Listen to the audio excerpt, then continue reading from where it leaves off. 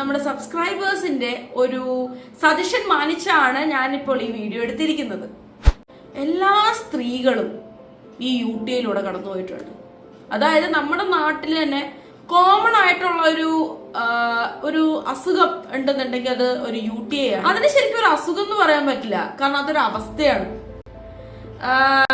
അങ്ങനെയൊക്കെ വരുമ്പോൾ ചിലവരൊക്കെ ഹോം റെമഡീസ് ഒക്കെ എടുത്ത് വീട്ടിൽ തന്നെ ചികിത്സിക്കാനായിട്ടൊക്കെ നോക്കുന്നവരുണ്ട്.